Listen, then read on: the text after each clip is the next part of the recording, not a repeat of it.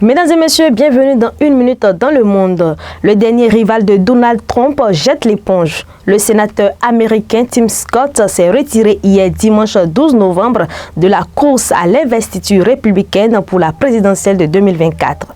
Cet élu de Caroline du Sud, qui rêvait ouvertement de devenir le premier président républicain noir de l'histoire des États-Unis, n'a pas réussi à faire décoller sa campagne pour se hisser dans le peloton de tête des aspirants républicains.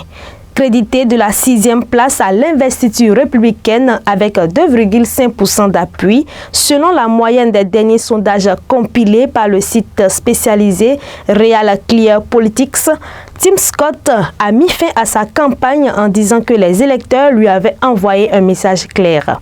Des représentants de 175 pays se réunissent ce lundi à Nairobi, au Kenya, pour négocier des mesures concrètes pour lutter contre la pollution plastique, malgré les nombreuses divergences entre les parties prenantes.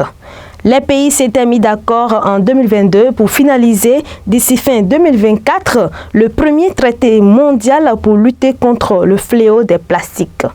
L'enjeu est de taille alors que le plastique issu de la pétrochimie est partout. Des déchets se retrouvent déjà au fond des océans et au sommet des montagnes.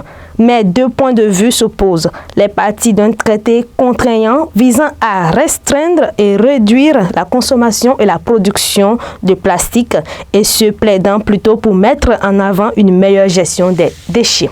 Au Mali, les combats ont repris hier dimanche 12 novembre entre l'armée malienne et la rébellion Touareg dans la région de Kidal dans le nord du pays, bastion des séparatistes. La collecte de l'information est compliquée par l'impossibilité d'accéder au terrain pour des raisons d'insécurité et d'éloignement, parmi tant d'autres facteurs. Les rebelles séparatistes ont fait couper vendredi le réseau de téléphone à Kidal, possible anticipation d'une offensive de l'armée.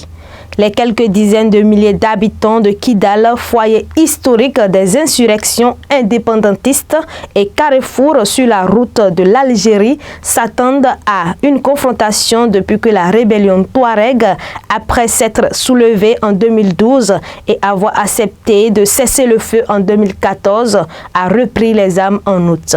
Pour finir, Guillaume Soro, ancien Premier ministre et ancien président de l'Assemblée nationale de la Côte d'Ivoire, a fait savoir à l'opinion publique à travers une déclaration sur les médias digitaux hier dimanche qu'il mettait fin à son exil. Je cite « Aujourd'hui, je mets fin à mon exil », fin de citation, a déclaré Guillaume Soro.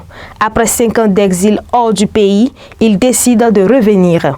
À cet effet, il a été reçu en audience par le président de transition du Niger aujourd'hui. Merci de nous avoir suivis.